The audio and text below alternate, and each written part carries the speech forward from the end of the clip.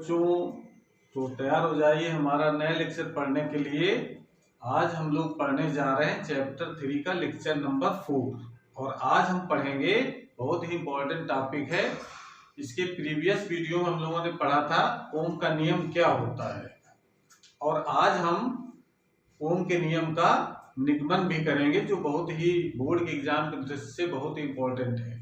ठीक है, तो हेडिंग लगाइए मुक्त इलेक्ट्रॉन मॉडल अथवा अनुगमन वेग के आधार पर ओम के नियम का निगमन। ठीक है, चाहे वो मुक्त इलेक्ट्रॉन मॉडल के आधार पर एग्जाम में आए ओम के नियम का निगमन और चाहे अनुगमन वेग के आधार पर आए, आपको इसी तरीके से करना है इसका निगमन जैसा हम लोग अभी करने जा रहे हैं। ठीक है, तो जैसा इसमें देखो समझने पहले इसका कॉन्सेप्ट क्या है। जैसे मान लेते हैं कोई हमारे पास एक चालक तार है और उस चालक तार की जो लंबाई है वो L है और उसका जो क्रॉस सेक्शन एरिया है वो A है। अनुप्रस्थ परिच्छेद का क्षेत्रफल A है, यानी एक समान मोटाई का है, पूरी लंबाई में क्षेत्रफल A ही रहेगा और उसके सिरों के बीच हम बैटरी लगा देते हैं तो जो इलेक्ट्रॉन होते हैं वो सारे इलेक्ट्रॉन उच्च विभव की ओर, उच्च विभव कौन सा होगा जो बैटरी के धन सिरे से जुड़ा होगा और निम्न विभव होता है जो बैटरी के ऋण सिरे से जुड़ा होता है। तो ये जो वैद्युत क्षेत्र की डायरेक्शन तो इस तरफ होगी, तो इलेक्ट्रॉन जो सारे होंगे सब इस दिशा में यानी प्लस सिरे की ओर यानी उच्च विभव की ओर चलते हैं। कितने वेग से? v/d वेग से। ये हम लोग जानते हैं, पहले भी हम बता चुके हैं। जब भी किसी तार में बैटरी जोड़ी जाती है तो सारे जो इलेक्ट्रॉन हैं वो सब अनुगमन वेग से उच्च विभव की ओर, उच्च विभव वाले सिरे की ओर चलने लगते हैं। ठीक है, तो इस बात को जरा पहले थोड़ी भाषा लिख लेते हैं क्योंकि एग्जाम में कितना लिखना है इस प्रश्न का उत्तर ये भी हमको जानना है, क्योंकि बुक्स में तो बहुत सारा लिखा रहता है तो उसमें हमको कितना लिखना है एग्जाम में, इसलिए साथ में नोट्स बनाते चले तो ज्यादा सुविधा रहेगी। तो लिखना स्टार्ट करें। माना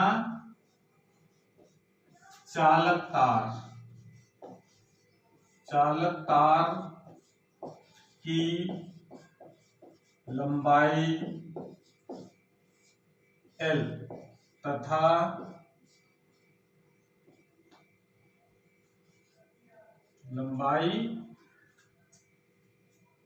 तथा अनुप्रस्थ परिच्छेद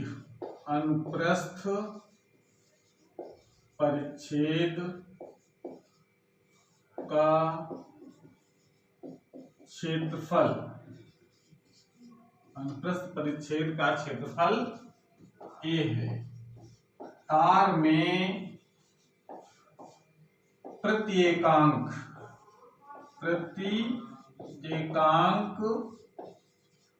आयतन में मुक्त इलेक्ट्रॉनों की संख्या, मुक्त इलेक्ट्रॉनों की संख्या n है। यह मान लिया कि जो मुक्त इलेक्ट्रॉन है वो एकांक आयतन में n इलेक्ट्रॉन है। ठीक है, जब आगे लिखिए जब तार के सिरों के बीच V वोल्ट का विभवांतर लगाया जाता है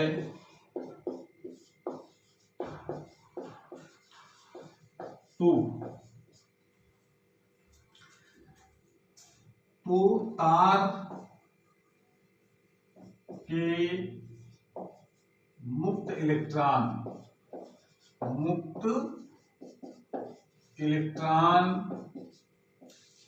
अनुगमन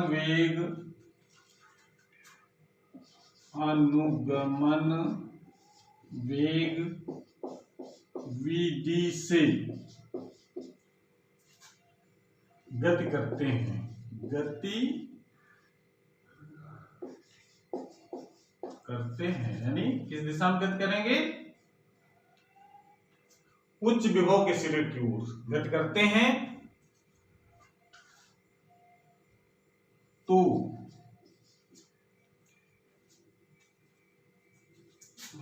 तार में इसको तार के मुक्त इलेक्ट्रॉन अनुगमन वेग से गति करते हैं, तो तार में प्रवाहित वैद्युत धारा कितनी हो जाएगी, ये हम लोग इसका डेरिवेशन कर चुके हैं। I is equal to NEAVD, इसको डालेंगे क्वेश्चन नंबर 1। यानी कोई भी तार है जिसमें मुक्त इलेक्ट्रॉनों की संख्या n है, उसका तार का जो क्रॉस सेक्शन एरिया है यानी अनुप्रस्थ परिच्छेद का क्षेत्रफल है वो a है। इलेक्ट्रॉन अगर vd वेग से गति करते हैं तो उसमें कितनी धारा प्रवाहित होगी, I is equal to NEAVD, जहां पर n क्या है, एक इलेक्ट्रॉन पर आवेश है। तो आप चाहे तो लिख दीजिए यहाँ पर, जहां E एक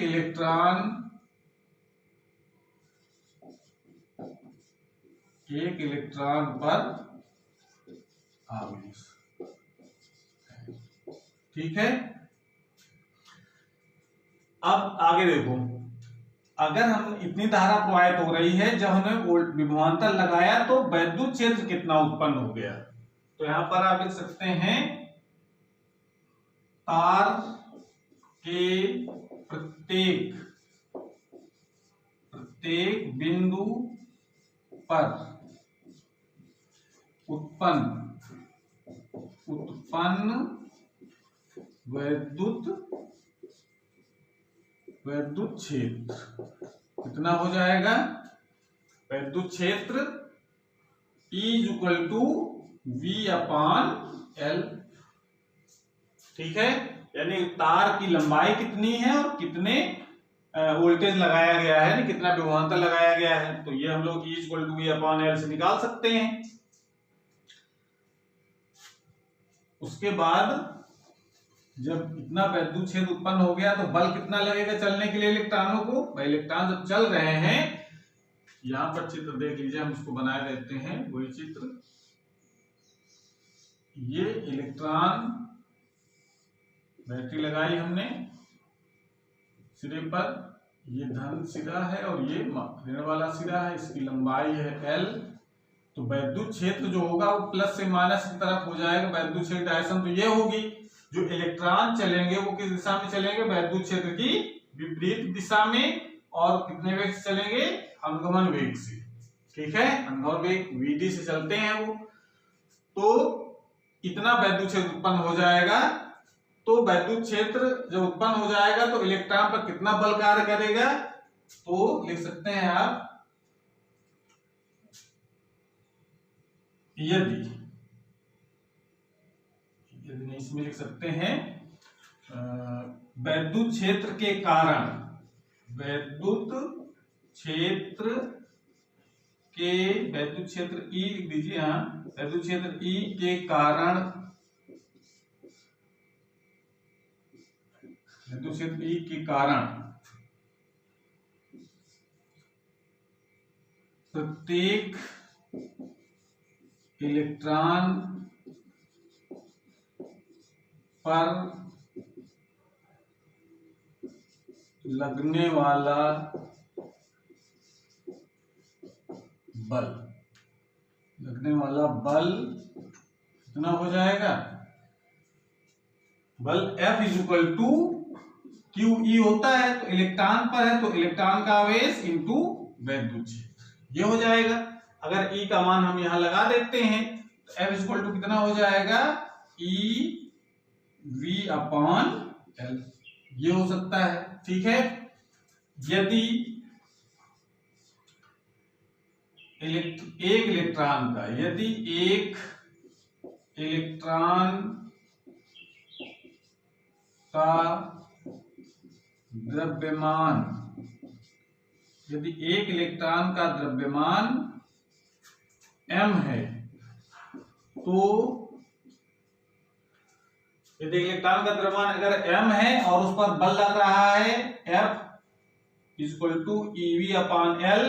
तो न्यूटन के गति विषय का जो द्वितीय नियम कहता है कि अगर किसी कण पर कोई बल कार्य कर रहा है तो उसमें एक त्वरण भी उत्पन्न हो जाता है। तो उस त्वरण का मान कितना होगा? तो यदि इलेक्ट्रॉन का द्रव्यमान m है तो इलेक्ट्रॉन पर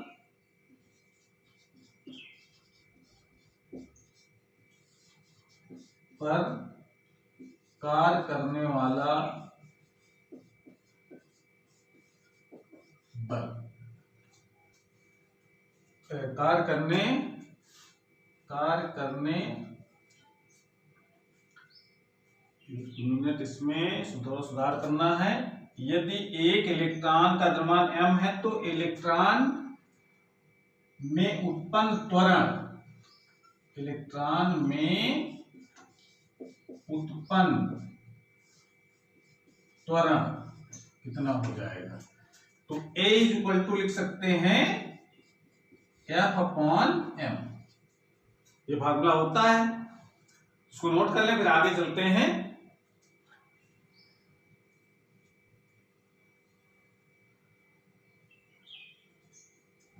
मिटा दिया जाए। ओके,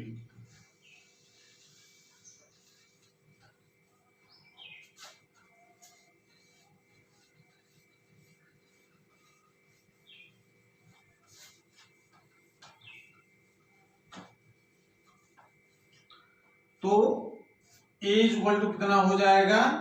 ये हम F का मान ऊपर वाले समीकरण से रख देंगे। कितना हो जाएगा?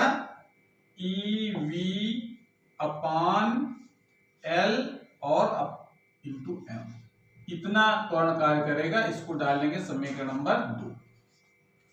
ठीक है, इतना त्वरण कार्य करेगा जब इसमें हम विभवांतर लगाएंगे तब। यानी विभवांतर अगर V लगाते हैं, इलेक्ट्रॉन का आवेश है E, चालक तार की लंबाई L है और इलेक्ट्रॉन का द्रव्यमान M है, तो कितना त्वरण उत्पन्न हो जाएगा? A equal to EV upon M into L।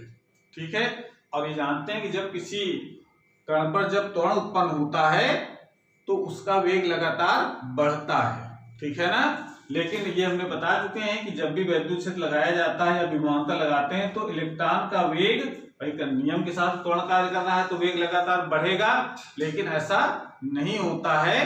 उसका कारण यह है कि जब भी वेग बढ़ता है तो आगे जो धनायन मिलते हैं उससे ये टकरा जाता है।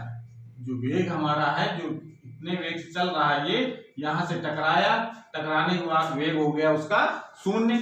फिर वेग बढ़ना शुरू हुआ, जो त्वरण कार्य कर रहा है, यहाँ पर आया, फिर टकराया, फिर वेग 0 हो गया। ठीक है ना? तो इसका मतलब इसका वेग लगातार बढ़ नहीं पाता है। त्वरण कार्य तो कर रहा है लेकिन उसका वेग लगातार, ये जो धन आयन जो होते हैं, जो बार बार टक्कर मारते हैं इलेक्ट्रॉन पर, उसके कारण उसका वेग लगातार बढ़ता नहीं है बल्कि नियत हो जाता है। उस नियत वेग को हम लोग क्या कहते हैं? अनुगमन वेग। तो इसमें आगे देखो क्या हम लोग लिखेंगे आगे, यदि या माना लिखे, माना वैद्युत क्षेत्र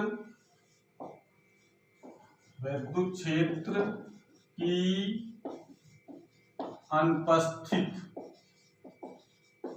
अनुपस्थित में, वैद्युत क्षेत्र की अनुपस्थित में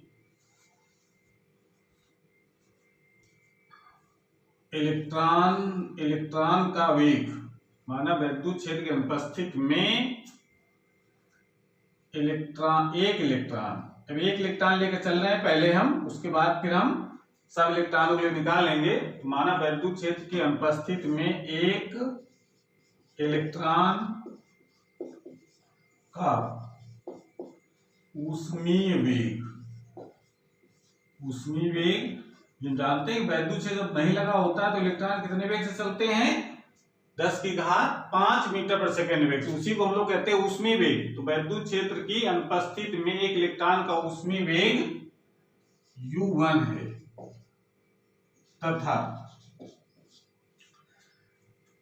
तथा वैद्युत क्षेत्र की उपस्थिति में, वैद्युत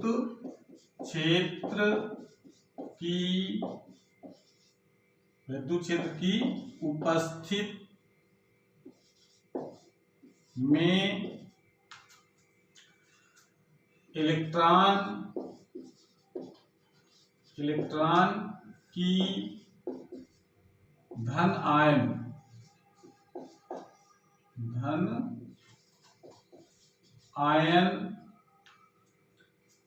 उपस्थिति में इलेक्ट्रॉन की धन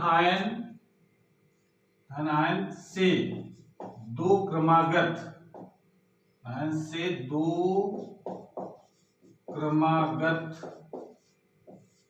टक्करों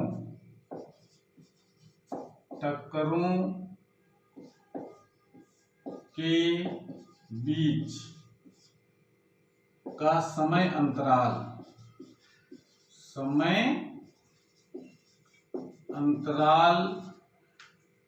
टाउ वन है तो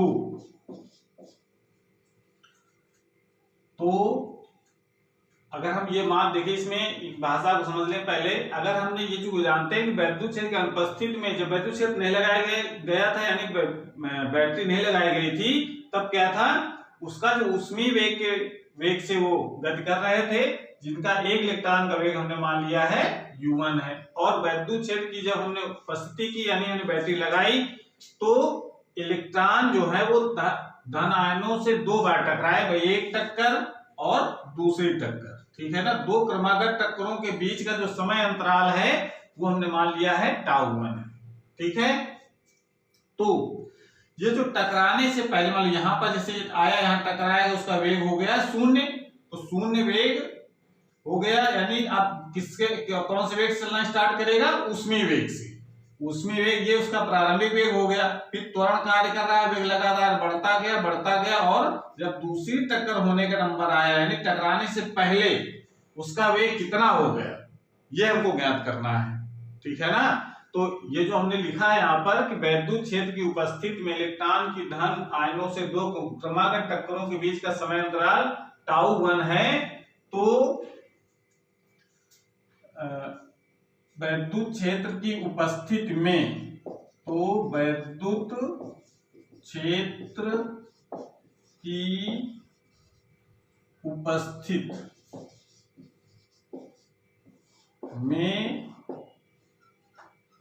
क्षेत्र की उपस्थिति में वैद्युत क्षेत्र की उपस्थिति में उसी इलेक्ट्रॉन,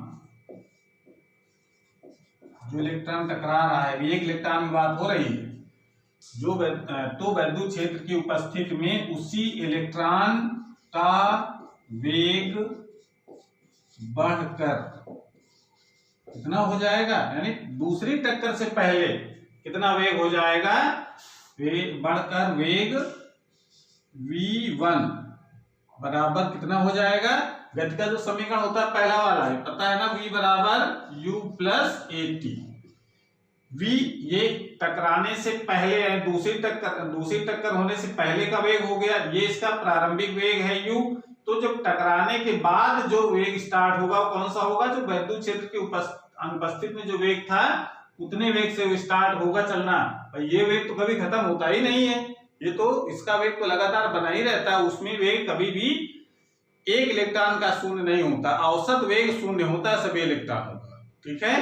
तो इसका मतलब है कि उसका जो प्रारंभिक वेग होगा वो u से स्टार्ट करेगा अपना, और त्वरण कार्य कर रहा है a, और समय है उसका t। तो यहाँ पर समय कितना माना हमने, टाउ1। तो कितना वेग हो जाएगा, उसी इलेक्ट्रॉन का वेग बढ़कर v1 बराबर हो जाएगा u1 प्लस a टाउ1 हो जाएगा या हो जाता है। ये बात क्लियर हो गई कि नहीं, ये बात क्लियर हो गई। गति का समीकरण आप लगाएं, इसका प्रारंभिक वेग है u, यानी यहां पर हमने एक इलेक्ट्रॉन की बात की है तो उसका वेग हमने क्या माना है, u1 है। ये उसका समझ लीजिए कि प्रारंभिक वेग होगा। टक्कर जब हो जाएगा तो उसका वेग तो वैद्युत क्षेत्र की उपस्थिति में शून्य हो जाएगा, लेकिन चलना किससे स्टार्ट करेगा, उसके ऊष्मीय वेग से। ठीक है ना, उसमें वेग चलना स्टार्ट किया और दूसरी टक्कर होने से पहले उसका वेग कितना हो गया, समय लगा दूसरी टक्कर का τ1, तो त्वरण कार्य कर रहा है a, ये समीकरण नंबर 2 से हम लोग देख चुके हैं। तो बढ़कर कितना वेग हो जाएगा, v1 बराबर u1 प्लस a टाउ, इतना वेग हो जाता है। ठीक है, तो ये तो हमने एक इलेक्ट्रॉन के लिए निकाल लिया और हमको चाहिए जितने इलेक्ट्रॉन हैं उन सब के लिए कितना वेग हो जाएगा ये हमको निकालना है। तो फिर हम इसी प्रकार लिख देंगे, इसी प्रकार अन्य इलेक्ट्रॉनों, अन्य मुक्त इलेक्ट्रॉनों, अन्य इलेक्ट्रॉनों का वेग बढ़कर कितना हो जाएगा, ये बताओ। इसी क्रम में वेग बढ़कर v2 बराबर हो जाएगा u2 प्लस a τ2। ठीक है, कामा दूसरे का क्या हो जाएगा, तीसरे का u3 प्लस a τ3, चौथे का क्या हो जाएगा बराबर u4 बराबर v4 बराबर हो जाएगा u4 plus a τ3 and so on. और n इलेक्ट्रॉन हमने माने हैं अगर, तो क्या हो जाएगा vn बराबर हो जाएगा un प्लस a τ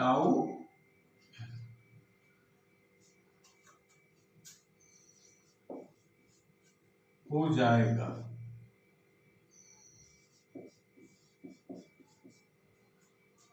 ठीक है, अब चूंकि यही वैद्युत क्षेत्र की उपस्थिति में जो इलेक्ट्रॉनों का वेग होता है उनका औसत निकालें तो वही हमारा कहलाता है अनुगमन वेग।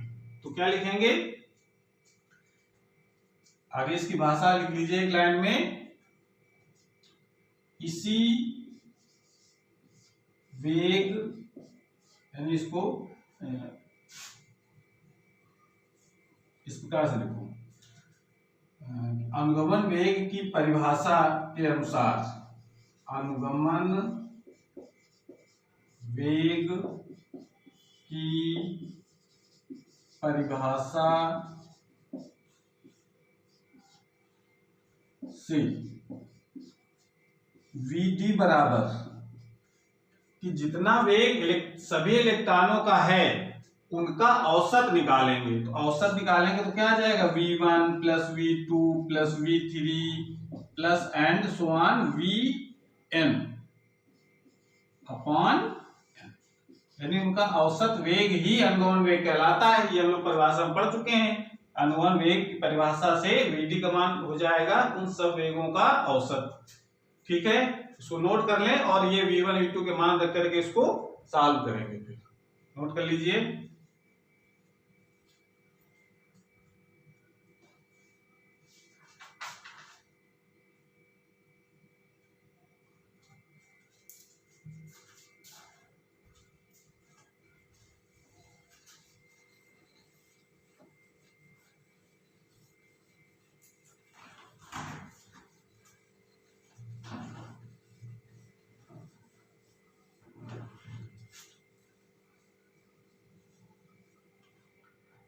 वैल्यू रखिए। इसमें Vt का मान आ जाएगा u1 प्लस a τ1, एक इलेक्ट्रॉन का वेग हो गया, प्लस u2 प्लस a τ2, दूसरे इलेक्ट्रॉन का वेग हो गया, u3 प्लस a τ3, तीसरे इलेक्ट्रॉन का वेग हो गया, एंड सो ऑन। ये सब कुछ जोड़ देंगे और लास्ट वाला ये इलेक्ट्रॉन का वेग यहाँ पर जोड़ दीजिए, तो ये हो जाएगा un plus a τn upon.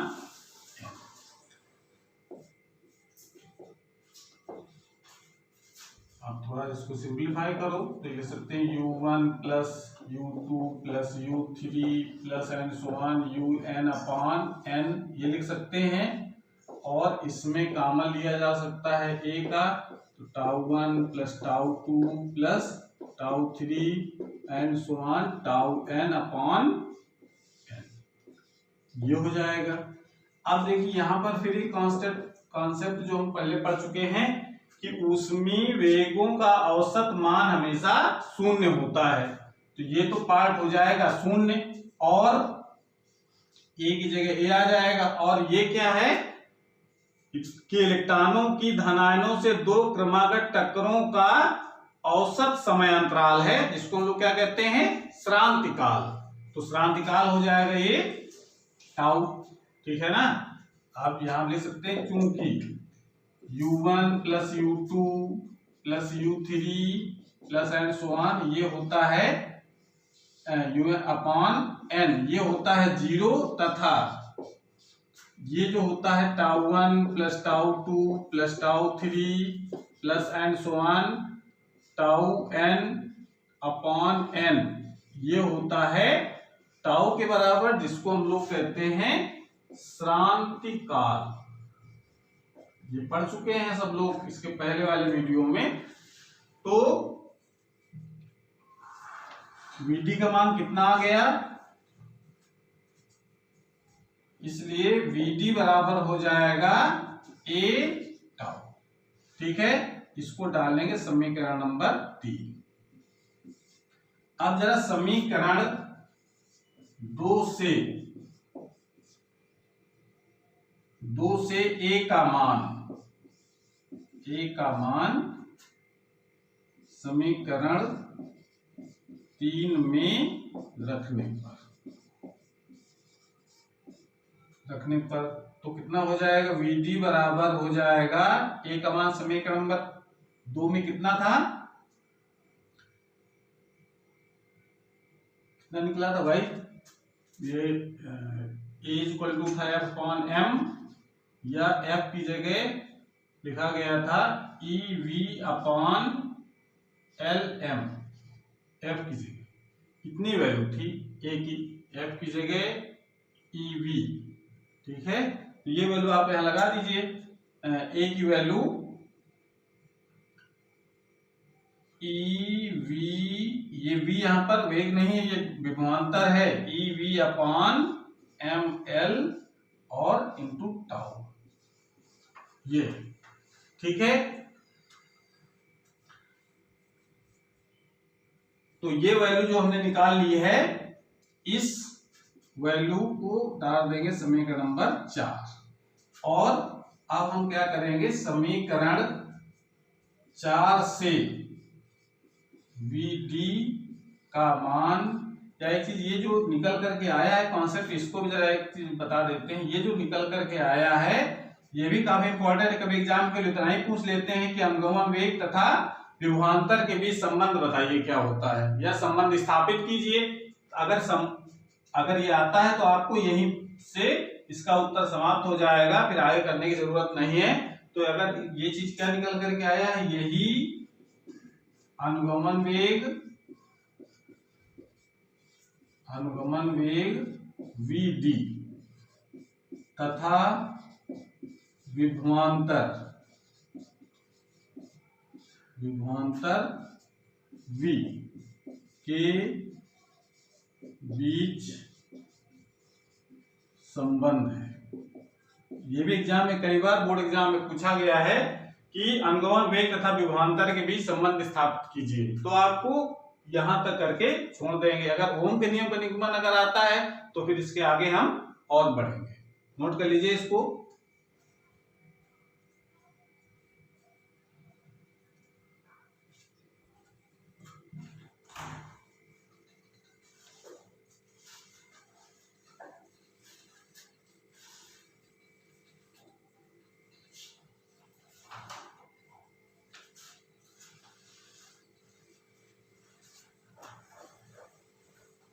अब यहां पर लिखिए समीकरण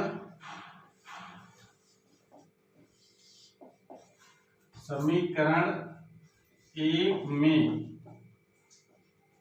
Vd का मान समीकरण 4 से रखने पर तो रखो जरा, I इक्वल टू NEA और Vd की जगह ये वैल्यू आ जाएगी EV upon ML into tau, ये आ गया। इसको जरा थोड़ा सा रीअरेंज करो तो इसको हम लोग क्या सॉल्व करके लिख सकते हैं, एन ई स्क्वायर हो जाएगा, ये N E square A V upon tau भी है अपॉन एम एल, ये वैल्यू हो गई।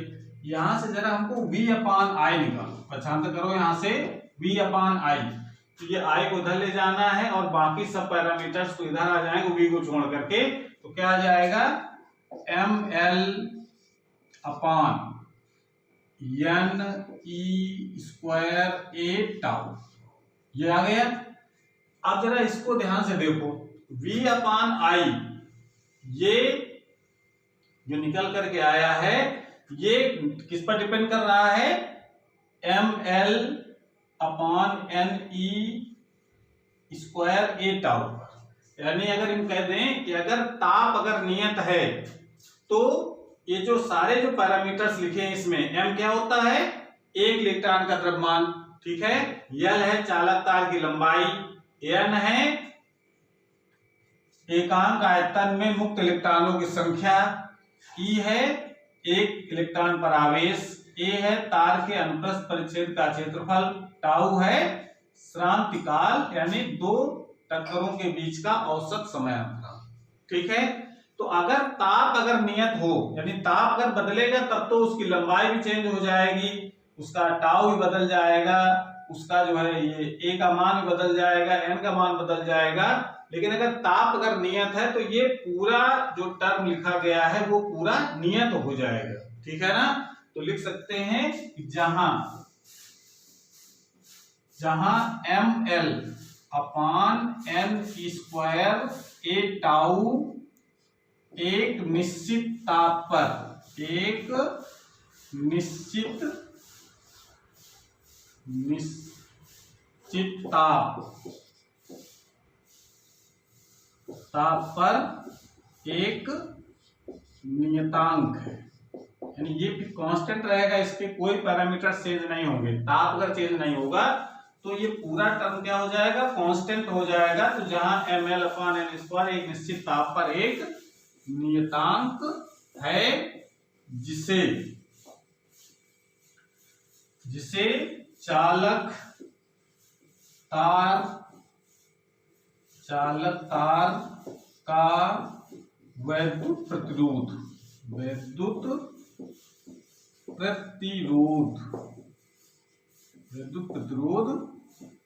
R कहते हैं, ठीक है। तो इसका मतलब क्या हो गया, अगर ये M L upon N E square A tau अगर नियत हो जाएगा तो v अपॉन आई भी हमारा क्या हो जाएगा, नियतांक। जब ये पार्ट जब कांस्टेंट हो गया तो v अपॉन आई भी कांस्टेंट हो जाएगा क्योंकि इसी के बराबर है, और यही हमारा ओम का नियम होता है, ठीक है ना। यही ओम का नियम,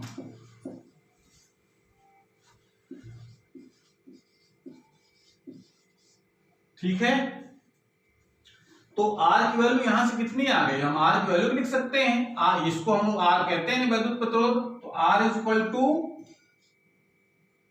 कितना मान हो जाएगा, जहां R का मान कितना होगा, R इज इक्वल टू लिख सकते हैं M L upon N square A tau. ये सूत्र भी हमको याद रखना है, इसकी मदद से हम कुछ और भी चीजें निकालेंगे, ठीक है। तो मेन प्रतिरोध तो होता है M L upon N E square A tau. तो इसकी मदद से हम ये देख सकते हैं कि R का मान यानी वैद्युत प्रतिरोध का मान कैसे चेंज होता है, ठीक है। तो ओम का नियम तो यहीं से खत्म हो जाता है। अब उसके आगे हम एक दूसरा टॉपिक और पढ़ेंगे, तो छोटा सा टॉपिक है, सो नोट कर लें पहले।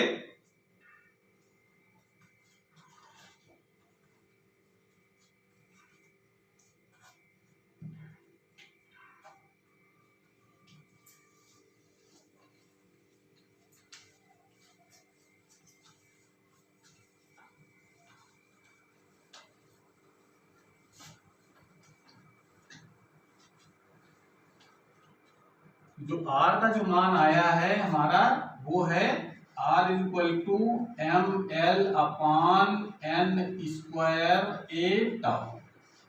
ठीक है, तो इसकी इस सूत्र की मदद से हम कुछ चीजें बताते हैं, कभी कभी बोर्ड एग्जाम में 1 नंबर में आ जाती हैं कि ताप का वैद्युत प्रतिरोध पर क्या प्रभाव पड़ता है। ठीक है ना, तो हेडिंग लगाइए वैद्युत प्रतिरोध पर, वैद्युत प्रतिरोध, वैद्युत प्रतिरोध यानी R पर ताप का प्रभाव। ताप का प्रभाव क्या पड़ता है, तो इसके लिए हम इस सूत्र की मदद लेंगे, R इक्वल टू ml/n²τ से।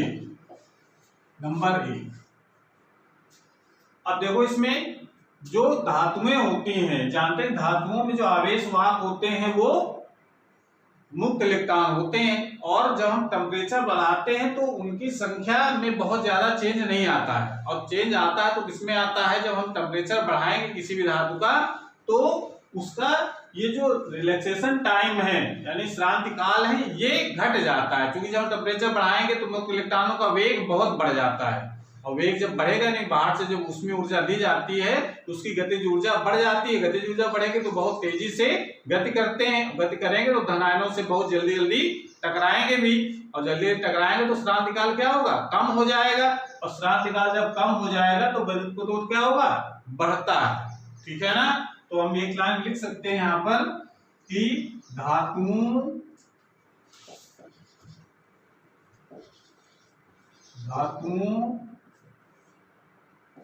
का प्रतिरोध, प्रतिरोध का वैद्युत प्रतिरोध से मतलब है धातुओं का प्रतिरोध ताप बढ़ने पर बढ़ता है। ठीक है ना, ये पॉइंट हमको ध्यान रखना है, क्यों बढ़ता है, क्योंकि रिलैक्सेशन जो टाइम होता है वो घट जाता है, यानी कह सकते हैं कि R इज इनवर्सली प्रोपोर्शनल है 1/τ। टाउ अगर घटेगा तो R का मान बढ़ेगा। ठीक है,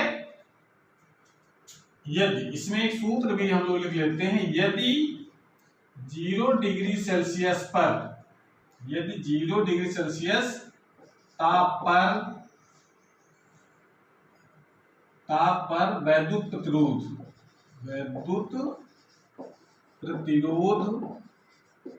R0 है तथा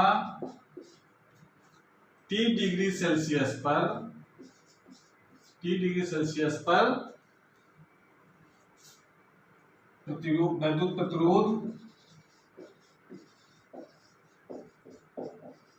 वैद्युत प्रतिरोध RT है,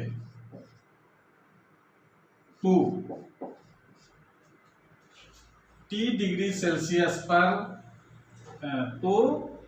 T डिग्री सेल्सियस पर 0 है, तो T डिग्री सेल्सियस पर वैद्युत प्रतिरोध का मान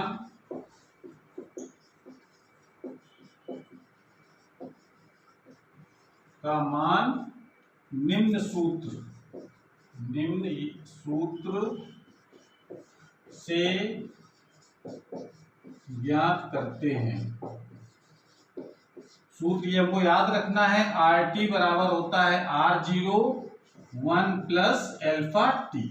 ये सूत्र का निगमन नहीं करना है, डायरेक्ट याद रखना है कि अगर 0 डिग्री सेल्सियस का प्रतिरोध है R0 और उसका टेम्परेचर अगर बढ़ा करके T कर दिया जाए तो उसका प्रतिरोध कितना हो जाएगा, RT। तो RT बराबर R0 1 + α/T। ये सूत्र हमको याद रखेंगे, न्यूमेरिकल नोट पड़ेगी, जहां अल्फा ये क्या चीज है, जहां अल्फा तार के पदार्थ का प्रतिरोध ताप गुणांक है। ठीक है, तो ताप गुणांक है, धातुओं के लिए इसका मान लगभग 1/273 प्रति डिग्री सेल्सियस होता है लगभग। तो इसको हम इस फार्मूले को याद रखेंगे दूसरा पॉइंट हम लिखेंगे तो धातुओं की बात हो गई कि धातुओं का प्रतिरोध ताप बढ़ने पर बढ़ता है, ठीक है। अब जरा आते हैं मिश्र धातुओं पर। मिश्र धातुओं पर क्या प्रभाव पड़ता है, तो मिश्र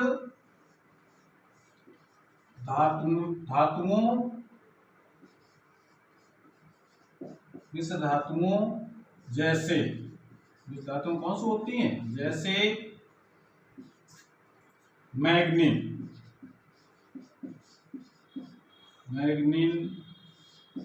और मैग्नीन के बाद और लिख सकते हैं हम लोग कांस्टेंटन,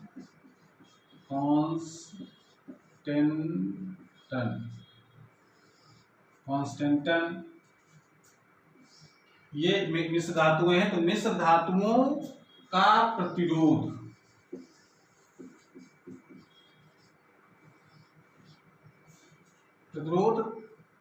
ताप बढ़ने पर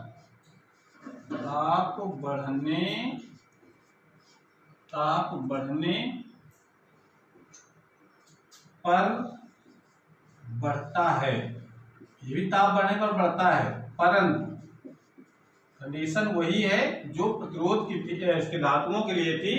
लेकिन होता क्या है, इसमें आगे लाइन लिख रहे हैं, मिश्र धातुओं का प्रतिरोध ताप बढ़ने पर बढ़ता है, परंतु यह वृद्धि धातुओं की अपेक्षा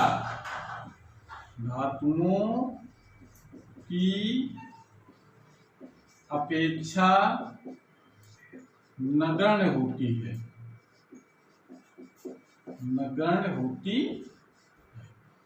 क्योंकि रीजन लिख लीजिए यहाँ पर, क्योंकि मिश्र धातुओं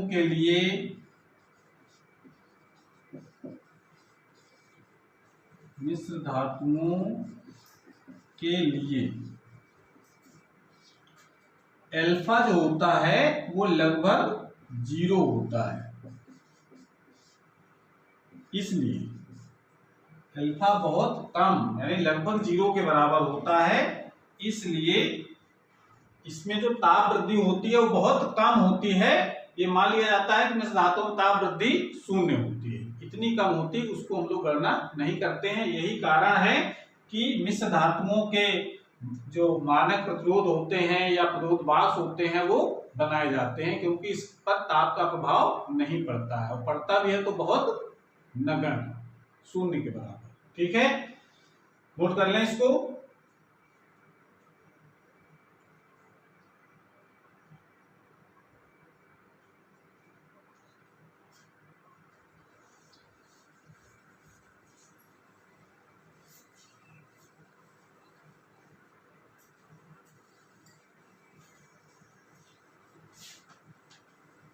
अगला पॉइंट लिखिए 3 नंबर,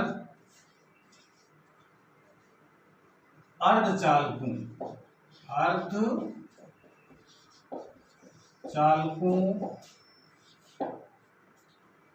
का प्रतिरोध। अर्धचालक जर्मेनियम, सिलिकॉन ये अर्धचालक होते हैं। अर्धचालकों का प्रतिरोध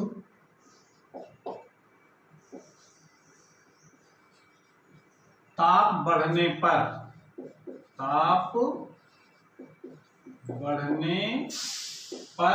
घटता है। ये उल्टा होता है धातुओं से, ताप बढ़ने पर क्या होता है, घटता है। अर्धचालकों का प्रतिरोध ताप बढ़ने पर घटता। क्यों घटता है, इसका रीजन आप लिख सकते हैं। क्यों घटता है, क्योंकि जब ताप बढ़ाते हैं, वैसे देखिए सामान्य अवस्था में जो अर्धचालकों में मुक्त इलेक्ट्रॉन लगभग 0 होते हैं, बहुत कम होते हैं, तो उनको लगभग 0 मानते हैं। जैसे जैसे ताप बढ़ाते हैं तो उनमें जो सहसंयोजक बंध बने होते हैं वो टूटते हैं। तो जब टूटते हैं तो मुक्त इलेक्ट्रॉन बहुत ज्यादा मात्रा में उत्पन्न होते हैं। तो n का मान बहुत ज्यादा बढ़ जाता है ताप बढ़ाने से। जब n बढ़ता है तो r का मान क्या होगा, घटेगा। ठीक है ना, इस कारण से r का मान घट जाता है, यानी कह सकते हैं कि r जो है वो इनवर्सली प्रोपोर्शनल है 1/n के। इस कारण से है n का मान ताप बढ़ाने पर क्या होता है, बढ़ता है। जब n का मान बढ़ेगा तो r का मान घटता है। ठीक है,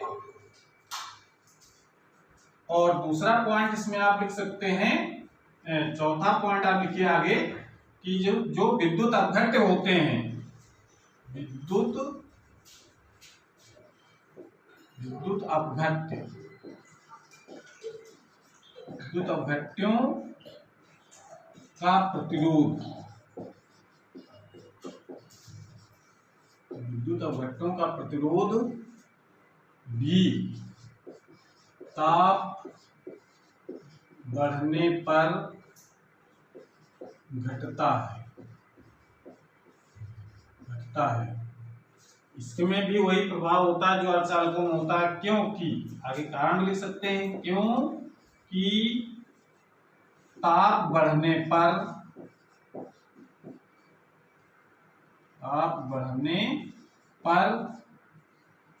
विद्युत अपघट्य